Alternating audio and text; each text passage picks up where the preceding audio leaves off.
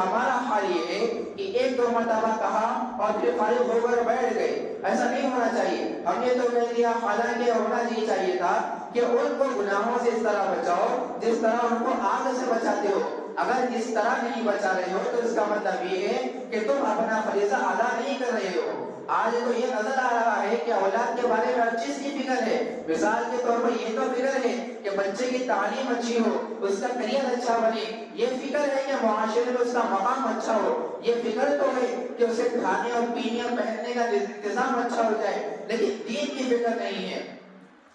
آج ہمارا حال یہ ہے کہ اس کے لیے ہر چیز کی فکر ہے مگر دین کی طرف توجہ نہیں ہے۔ بھائی اگر یہ دین اتنی ناقابل چیز ہوتی، اتنی بیکار چیز ہوتی تو پھر آپ نے نماز پڑھنے کی اور تہجد گزاری کرنے کی اور مسجدوں میں جانے کی تکلیف کیوں فرمائی؟ آپ نے بھی اپنے بیٹے کی طرح اپنا کریئر بنا لیا ہوتا، آپ نے بھی اپنے بیٹے کی طرح اپنا اچھا فیوچر بنا لیا ہوتا۔ شروع سے اس بات کی فکر نہیں کہ بچے کو دین کی تعلیم سکھائی جائے۔ آج یہ حال ہے کہ پیدا ہوتے ہی بچے کو ایسی نرسری میں بھیج دیا جاتا ہے جہاں اس کو کتا بلی تو سکھایا جاتا ہے لیکن اللہ کا نام نہیں سکھایا جاتا، دین کی باتیں نہیں سکھائی جاتی۔ اس وقت وہ نسل تیار ہو کر ہمارے سامنے آ چکی ہے اور اس نے زمان میں اقتدار سنبھال لی ہے، زندگی کی بھاگ دوڑ اس کے ہاتھ میں آ گئی ہے، جس نے پیدا ہوتے ہی اسکول کالج کی طرف رخ کیا اور اس کے اندر ناظرہ قرآن پڑھنے کی بھی اہلیت موجود نہیں ہے، نماز پڑھنا ابھی تک نہیں آیا ہے۔ اگر اس وقت پورے معاشرے کا جائزہ لے کر دیکھا جائے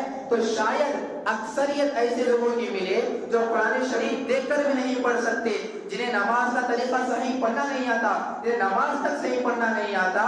اس کی وجہ یہ ہے کہ ہم نے اپنے بچوں کو جب پیدا ہوتے ہی ایسے ماحول میں چھوڑ دیا ہے، ایسے معاشرے میں چھوڑ دیا ہے جہاں پر اللہ اس کے رسول کو بھلا دیا جاتا ہے اور دنیا کے پیچھے ایسا ملوث کر دیا جاتا ہے کہ وہ اللہ کو بھول جاتا ہے، اللہ کو بھول بھی جاتا ہے، اس کے